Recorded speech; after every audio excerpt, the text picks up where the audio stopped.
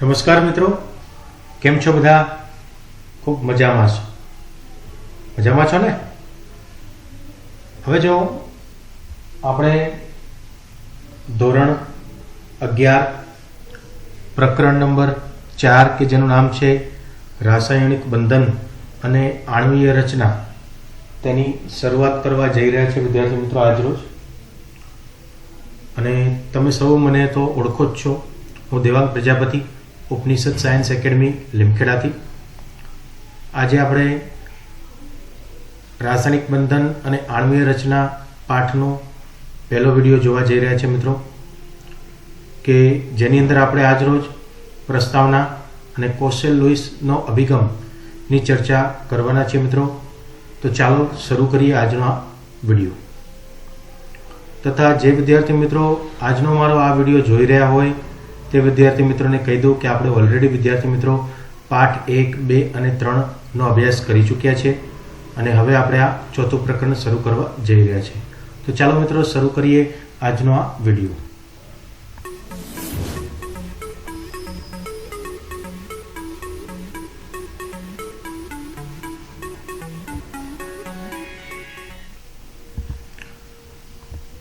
તો સૌ પ્રથમ મિત્રો આજના આ વિડીયોમાં મેં કહ્યું તેમ શું જોવાના છીએ આપણે? તો પ્રસ્તાવના અને રાસાયણિક બંધન અંગેનો કોશેલ લુઈસનો અભિગમ, તેની આપણે આજના આ વિડીયોમાં ચર્ચા કરીશું. જે વિદ્યાર્થી મિત્રોને જૂના ચેપ્ટરો જોઈતા હોય, પાઠ 1, 2 અને 3 જે ઓલરેડી આપણે પૂર્ણ કરી ચૂક્યા છે, તે વિદ્યાર્થી મિત્રો અહીંયા જમણી બાજુ કોર્નરમાં આઈ બટન આપેલું હશે, તેને પ્રેસ કરશો એટલે તમને કમ્પ્લીટ ચેપ્ટર મળી જશે મિત્રો. ત્રણે પાઠ 1, 2 અને 3. હવે જો સૌપ્રથમ આપણી પાઠ્યપુસ્તકની અંદર દરેક પ્રકરણ સ્ટાર્ટ થાય ત્યાં આપણને એક નાનકડી એવી ટેગલાઇન આપવામાં આવે છે, બરાબર મિત્રો? તો જોઈએ, વૈજ્ઞાનિકો જે છે, સાયન્ટિસ્ટ લોકો, એ સતત નવા સંયોજનોની શોધમાં હોય છે. સતત તેઓ નવા ને નવા સંયોજનો બનાવવાની અથવા તો આપણને મળી જાય, બરાબર, તેની શોધમાં તેઓ સતત રહેતા હોય છે. તેમના વિશેની હકીકતો ક્રમિક રીતે ગોઠવવામાં, જો શોધ થઈ જાય ત્યારબાદ તેની પાછળની હકીકતો શું છે, ક્યાંથી આવ્યું, કેવી રીતના ઉત્પત્તિ થઈ, કેવી રીતના બને છે, કેમ બનાવવું, બરાબર, આ બધી જ હકીકતો એ ક્રમિક રીતે ગોઠવતા હોય છે. અને પછી અસ્તિત્વ ધરાવતા એટલે કે હાલમાં પ્રાપ્ત થતા જ્ઞાન સાથે તેમને સમજવાનો પ્રયત્ન કરવામાં, નવીન અવલોકિત થયેલી હકીકતોને સમજવા માટે અગાઉના મંતવ્યોને સુધારવામાં, એટલે કે જૂની જે કહેવતો હોય તેની પાછળનું જૂનું જ્ઞાન હોય તેને સુધારો વધારો કરવામાં, અથવા તો નવા સિદ્ધાંતોને ઉદય કરવાનો એટલે કે પ્રસ્થાપિત કરવાના પ્રયત્નો સતત ક્રિયાશીલ હોય છે, બરાબર. એટલે નવી ને નવી વસ્તુઓ શોધવામાં રસાયણ વિજ્ઞાનીઓ મશગુલ હોય છે, કહેવાનો મતલબ એમ થયો. હવે જો તો સૌપ્રથમ આપણે ચર્ચા કરીએ મિત્રો કે દ્રવ્ય એક અથવા જુદા જુદા પ્રકારના તત્વોનું બનેલું છે. સામાન્ય પરિસ્થિતિમાં ઉમદા વાયુઓ સિવાયનું, ઉમદા એટલે કે નિષ્ક્રિય વાયુઓના પરમાણુ કુદરતમાં સ્વતંત્ર રીતે અસ્તિત્વ ધરાવે છે, પણ સામાન્ય સંજોગોમાં અન્ય તત્વોના પરમાણુઓ સ્વતંત્ર ન રહેતા તે સંયોજનો સ્વરૂપે, અણુઓ સ્વરૂપે અથવા તો પરમાણુઓ સ્વરૂપે આપણને મળતા હોય છે. તો તેના માટે પરમાણુઓના સમૂહો જ્યારે ભેગા થઈ કોઈ લાક્ષણિક ગુણધર્મ ધરાવતી સ્પીસીસ તરીકે અસ્તિત્વ ધરાવે છે, જેને આપણે અણુ તરીકે ઓળખવામાં આવે છે.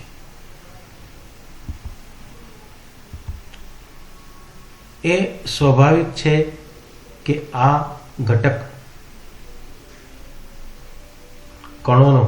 કણોને અણુમાં, અહીંયા થોડીક ટાઈપિંગ મિસ્ટેક છે મિત્રો, જો અહીંયા શું છે, એ સ્વાભાવિક છે કે આ ઘટક કણો, અહીંયા કાનો નથી ભાઈ, ઘટક કણો છે, એકબીજા સાથે જકડી રાખવા માટે કાંઈક આકર્ષણ બળ જવાબદાર હોવું જોઈએ. એટલે કે જે ઘટક કણો છે તે પછી અણુ, પરમાણુ અથવા તો આયન જે પણ હોય તેઓને એકબીજા સાથે જકડી રાખવા માટે કાંઈક આકર્ષણ બળ લાગવું જરૂરી છે. એટલે હોય જ ટૂંકમાં કંઈક. અને આ આકર્ષણ બળ એટલે શું મિત્રો?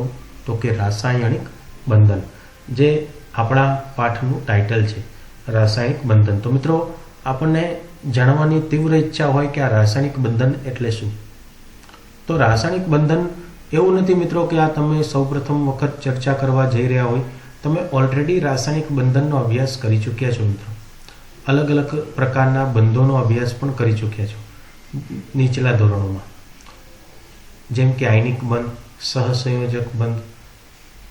આવા બંધોના ચર્ચા તમે કરી ચૂક્યા છો. તો આપણને થોડો ઘણો ખ્યાલ તો છે, પરંતુ અહીં આપણે એકદમ ડિટેલમાં તેની ચર્ચા કરવાના છીએ મિત્રો. તો ચાલો જોઈએ રાસાયણિક બંધન એટલે શું. તો જુદા જુદા ઘટકો, તેની અંદર પરમાણુ, અણુ કે આયન ને એકબીજા સાથે જોડી રાખતા આકર્ષણ બળને આપણે રાસાયણિક બંધ કહીએ છીએ. જુદી જુદી રાસાયણિક સ્પીસીસમાં જુદા જુદા ઘટકોને એટલે કે પરમાણુઓ, અણુઓ, આયનો વગેરે એક સાથે જકડી રાખે છે.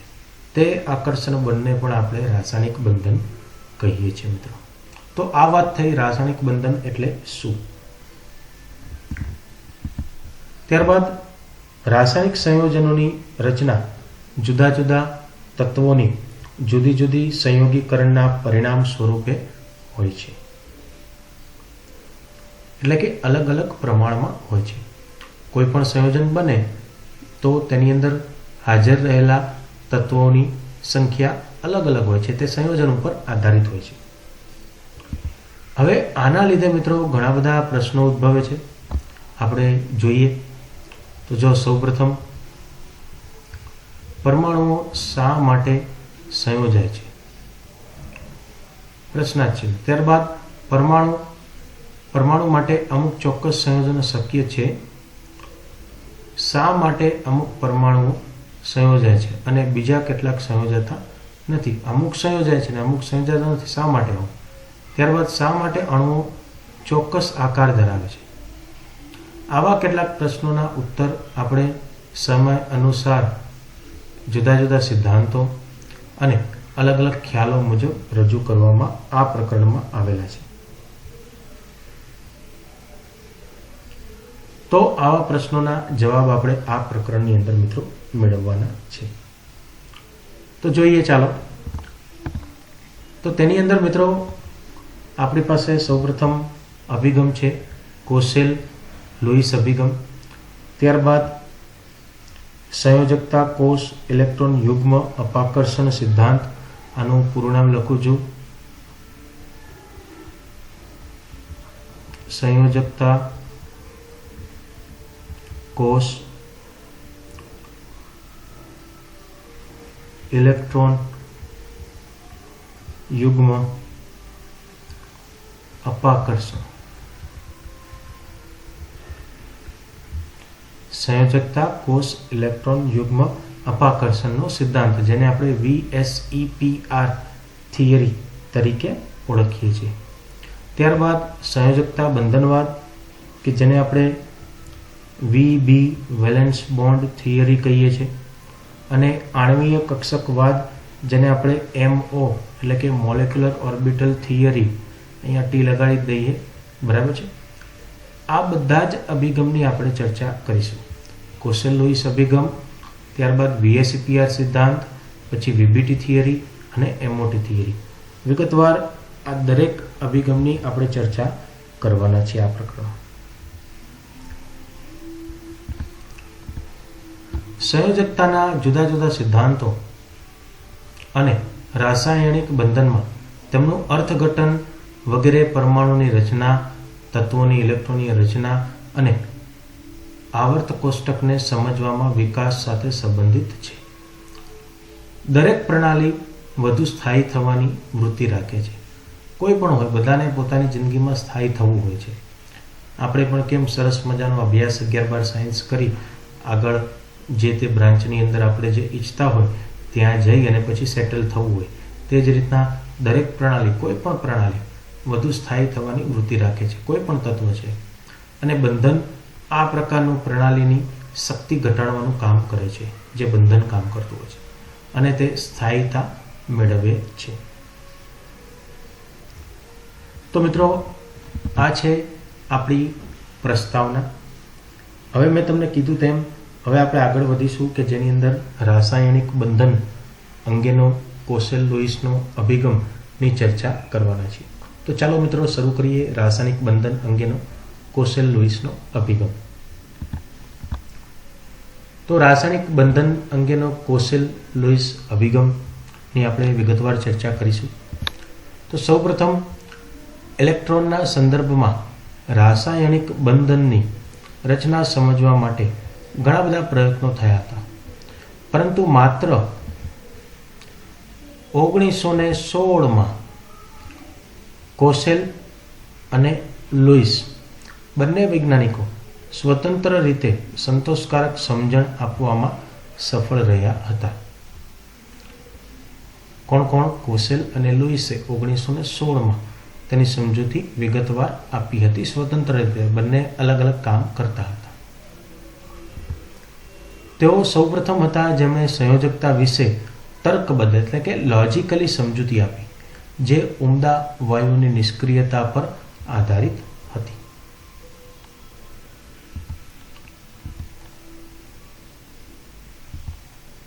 હવે લુઈસે પરમાણુને એક ધનભાર ધરાવતા કર્નેલ, શું કીધું? ધનભાર ધરાવતા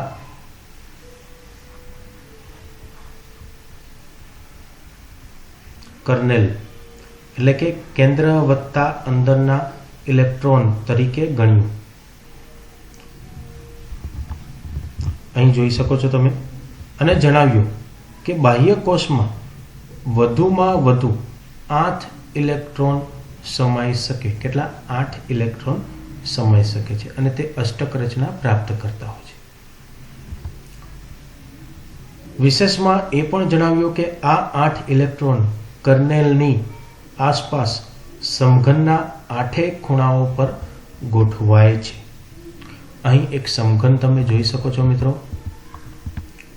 જો સમઘન છે, આ સમઘનના 8 ખૂણાઓ પર પરમાણુઓ ગોઠવાય છે.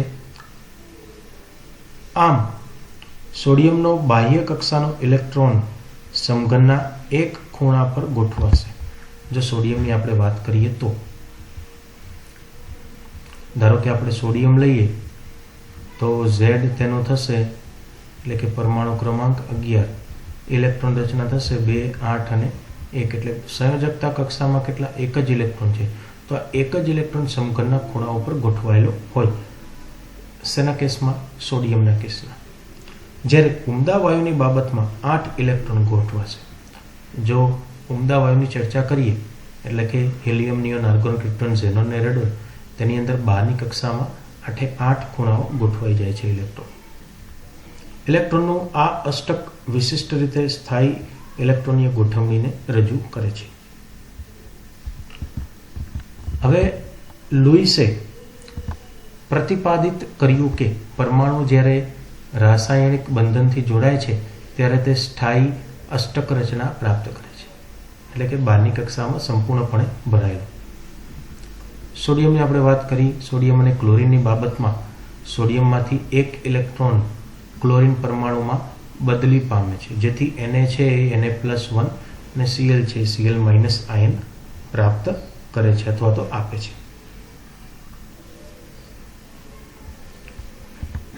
ત્યારબાદ Cl2, O2, F2, H2 વગેરે ઇલેક્ટ્રોનની ભાગીદારી કરી સ્થાયી અષ્ટક રચના પ્રાપ્ત કરે છે, જેનો અભ્યાસ ઓલરેડી તમે કરી ચૂક્યા છો મિત્રો. હાઇડ્રોજન છે તે એક ઇલેક્ટ્રોનની ભાગીદારી કરી અને H2 બનાવે છે. ઓક્સિજન જે છે તે બે ઇલેક્ટ્રોનની ભાગીદારી કરી O2 બનાવે છે. આની આપણને માહિતી ઓલરેડી છે મિત્રો.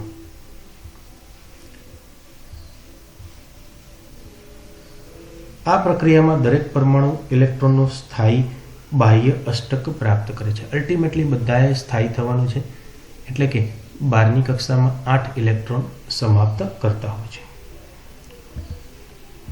હવે તેની અંદર મિત્રો આપણે લુઈસ સંજ્ઞા, જે ખૂબ જ આઈએમપી ટોપિક છે મિત્રો, તેની ચર્ચા કરીશું.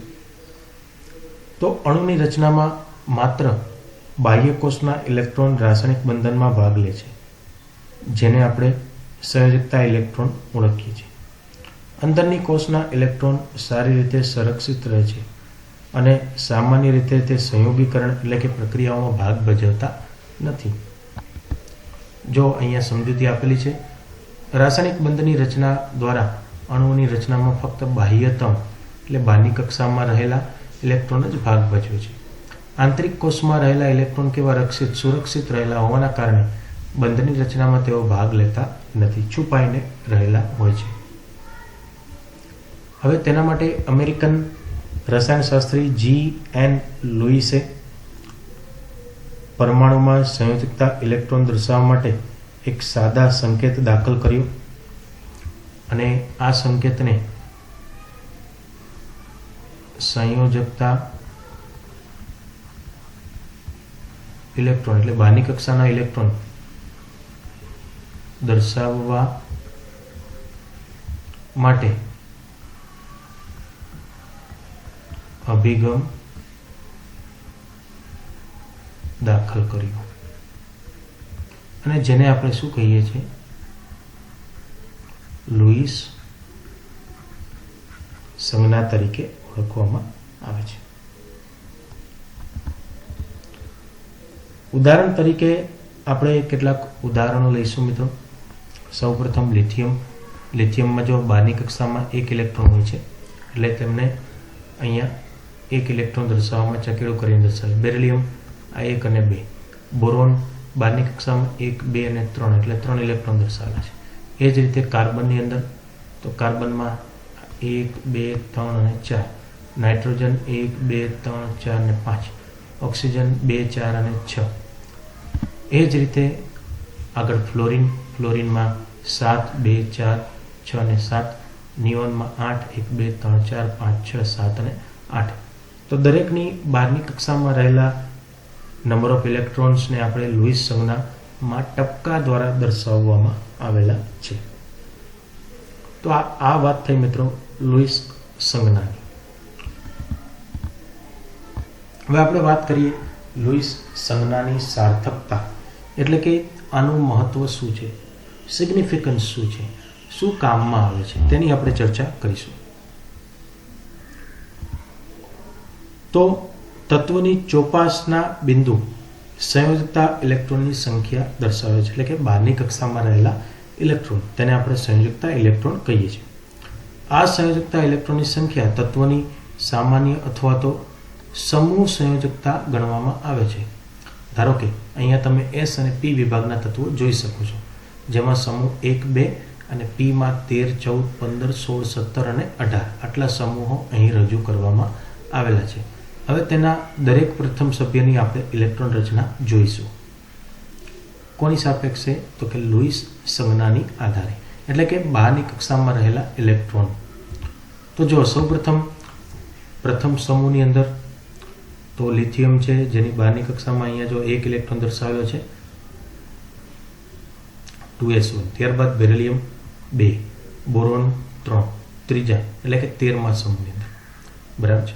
પછી ત્યારબાદ કાર્બન 14માં 4, 15માં 5, 16માં 6, 17માં 7, 18માં 8.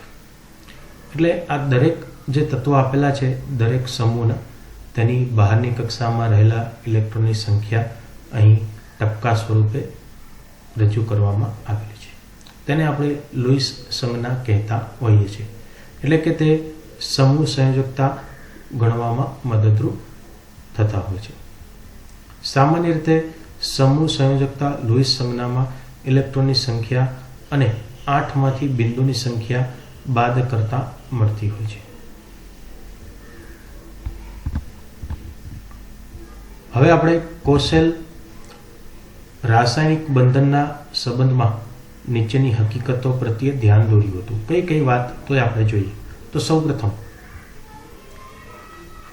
સૌપ્રથમ છે આવર્ત કોષ્ટકમાં સૌથી ઊંચા વિદ્યુત ઋણ હેલોજન એટલે 17મો સમૂહ, હેલોજન એટલે 17મો સમૂહ, અને ઊંચી વિદ્યુત ધન આલ્કલી ધાતુ એટલે કે સમૂહ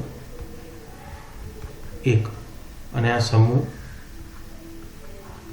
17 ઉમદા વાયુથી અલગ કરેલા છે. ફરીથી આવર્ત કોષ્ટકમાં સૌથી વધારે વિદ્યુત ઋણ, ઊંચા વિદ્યુત ઋણ, એમાં હેલોજન આવી જાય, જે 17મા સમૂહના ઉદાહરણ છે. FCl BRI અથવા તો ફૂલો કી બહાર આઈ, આ રીતના હું તમને યાદ કરાવું છું ખબર હોય તો. અને ઊંચી વિદ્યુત ધન ઇલેક્ટ્રોપોઝિટિવ આલ્કલી મેટલ્સ છે. કોણ છે? આલ્કલી ધાતુઓ, સમૂહ 1, લીનાને કી રબસે ફરિયાદ.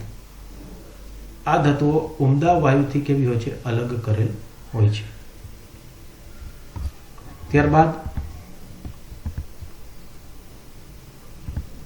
હેલોજન પરમાણુમાંથી ઋણ આયન અથવા આલ્કલી ધાતુના ધન આયન અનુક્રમે ઇલેક્ટ્રોન મેળવીને અથવા ગુમાવીને રચાય છે. ધારો કે આપણે હેલોજનમાંથી ઋણ આયન કેવી રીતના બને કે ધારો કે તેનું ઉદાહરણ લઈ લઈએ આપણે.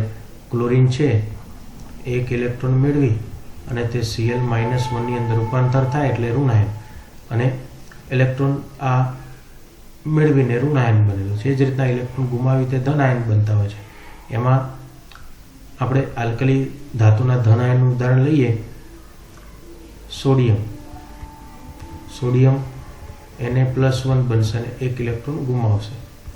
બરાબર છે મિત્રો? એટલે ગુમાવીને મેળવીને તેઓ ધન આયન અને ઋણ આયન બનતા હોય છે. ગુમાવીને ધન આયન અને મેળવીને ઋણ આયન. આ રીતે બનેલા ઋણ અને ધન આયન સ્થાયી ઉમદા વાયુ જેવી ઇલેક્ટ્રોનીય રચના પ્રાપ્ત કરે છે. આની અંદર તમે જુઓ તો Na+1 ની 2 અને 8 એટલે આ સ્થાયી થઈ ગયા ભાઈ. એ જ રીતના અહીંયા 2 8 7 હતું તો આ 2 8 8 થઈ જશે. બરાબર છે? ઉમદા વાયુઓ જેવી રચના પ્રાપ્ત કરે છે. ઉમદા વાયુઓ હિલિયમને અપવાદ સિવાય જે 2 ઇલેક્ટ્રોન ધરાવે છે, એના સિવાય 8 ઇલેક્ટ્રોનની અષ્ટક સ્થાયી બાહ્ય કોષ રચનાની ઇલેક્ટ્રોન રચના કેવી હોય છે? તો NH2 NP6 એટલે 12મી કક્ષામાં 8 ઇલેક્ટ્રોન હોય છે. ત્યારબાદ આપણે ચર્ચા કરીએ તો ઋણ અને ધન આયન સ્થિર વિદ્યુતીય આકર્ષણથી સ્થાયી રચના પ્રાપ્ત કરતા હોય છે. ઉદાહરણ તરીકે આપણે લઈએ તો સોડિયમ અને ક્લોરીનમાંથી NaCl ની રચના ઉપરની પદ્ધતિ પ્રમાણે નીચે પ્રમાણે આપણે લખી શકાય. તો તેનું ઉદાહરણ મેળવીએ આપણે. તો સૌપ્રથમ સોડિયમ, તેની ઇલેક્ટ્રોન રચના છે નિયોન 3s1. તે શું કરશે? સોડિયમ +1 માં રૂપાંતરિત થશે અને એક ઇલેક્ટ્રોન પોતે ગુમાવે છે. તો હવે આ સોડિયમ જે છે તે નિયોન જેવી રચના પ્રાપ્ત કરે છે એક ઇલેક્ટ્રોન ગુમાવીને. એ જ રીતે સામે ક્લોરીન જે છે તે એક ઇલેક્ટ્રોન મેળવે છે. ક્લોરીનની ઇલેક્ટ્રોન રચના નિયોન 3s2 3p5 ઇલેક્ટ્રોન મેળવી અને પોતે Cl-1 માં રૂપાંતરિત થશે, જેની ઇલેક્ટ્રોન રચના હવે થશે નિયોન M9 3s2 M9 અને 3p6. બરાબર છે મિત્રો? અથવા તો હું આમ પણ લખી શકું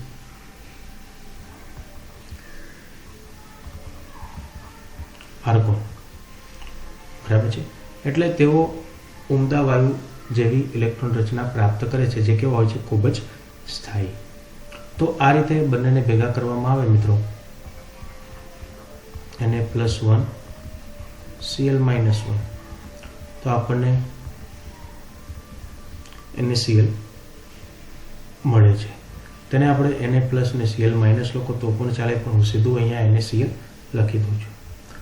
આ જ પ્રમાણે આપણે બીજું એક ઉદાહરણ લઈશું મિત્રો, CaF2. શું ઉદાહરણ છે આપણી પાસે? CaF2. તો તેની માટે આપણે સૌપ્રથમ કેલ્શિયમ ઇલેક્ટ્રોન રચના છે, કેલ્શિયમની આર્ગોન 4s2, તે 2 ઇલેક્ટ્રોન ગુમાવશે અને CO+2 ની અંદર રૂપાંતરિત થશે. 2 ઇલેક્ટ્રોન પોતે ગુમાવે છે. તેની અંદર મિત્રો તેઓ આર્ગોન જેવું થઈ ગયું, બરાબર છે. સામે ફ્લોરિન 1 ઇલેક્ટ્રોન મેળવી અને પોતે F-1 માં રૂપાંતરિત થાય છે. અહીંયા સામે +2 વીજભાર છે એટલે ફ્લોરિનને 2 વખત આવું જોઈશે. જેની ફ્લોરિનની ઇલેક્ટ્રોન રચના છે હિલિયમ 2s2 2p5, જ્યારે અહીંયા ફ્લોરાઇડ આયનની હિલિયમ 2s2 2p6 થઈ જશે. ઓર હું તેને નિયોન લખું તો પણ ચાલે. આ રીતે બંનેને મિક્સ કરવામાં આવે, આયનોને Ca+2 અને 2F-1, તો આપણને CaF2 મળે છે. ઓકે, તો આ છે મિત્રો NaCl અને CaF2નું ઉદાહરણ. ત્યારબાદ ધન આયન અને ઋણ આયન વચ્ચે સ્થિર વિદ્યુતીય આકર્ષણના પરિણામ રૂપે રચાતા આ બંધને આપણે વિદ્યુત સંયોજક બંધ તરીકે ઓળખવામાં આવે છે, ધન અને ઋણ વચ્ચે. આમ વિદ્યુત સંયોજકતા આયન પરના એકમ ભારની શું છે? સંજ્ઞા. આમ ધન કેલ્શિયમની વિદ્યુત સંયોજકતા 2 વડે દર્શાવી છે, જ્યારે ફ્લોરિનની ઋણ વિદ્યુત સંયોજકતા 1 તરીકે દર્શાવાય છે. તે જ રીતે કોશેલે કરેલી અભિધારણાઓ ઇલેક્ટ્રોન હેરફેર વડે આયનની રચનાને અને આયનીય સ્ફટિકમય સંયોજનો અંગેના આધુનિક ખ્યાલ પણ પૂરા પાડે છે. આયનીય સંયોજનોની સમજણમાં અને પદ્ધતિકરણ માટે કોશેલની અભિધારણાઓ ખૂબ જ મૂલ્યવાન એટલે કે ખૂબ જ જરૂરી બનેલી છે. તે સાથે સાથે તેમણે એ પણ હકીકતને પીછાણી કે મોટાભાગના સંયોજનો આ ખ્યાલ સાથે મેળ ધરાવતા નથી, એવું પણ તેમણે કહ્યું હતું. તો આ છે મિત્રો આપણો આજનો અભ્યાસ, વિડીયો નંબર 1, ચોથા પાઠનો. કોઈ પણ ડાઉટ હોય તો કોમેન્ટ બોક્સની અંદર જઈ કોમેન્ટ કરી શકો છો, તથા મારી ટેલિગ્રામ ચેનલ છે તેની અંદર જોઈન થઈ જાઓ. રેગ્યુલરલી તેની અંદર વિડીયોની નોટિફિકેશન મૂકવામાં આવે છે સૌપ્રથમ, તથા સાથે સાથે તમારા ધોરણના MCQ પણ રોજ તેની અંદર અપડેટ કરવામાં આવે છે. તો આજે જ જોઈન થઈ જાઓ. તો ટેલિગ્રામ ચેનલની જે લિંક છે તે તમને આ વિડીયોના ડિસ્ક્રિપ્શન બોક્સની અંદર મિત્રો મળી જવાની છે. ઓકે, આવજો, બાય બાય.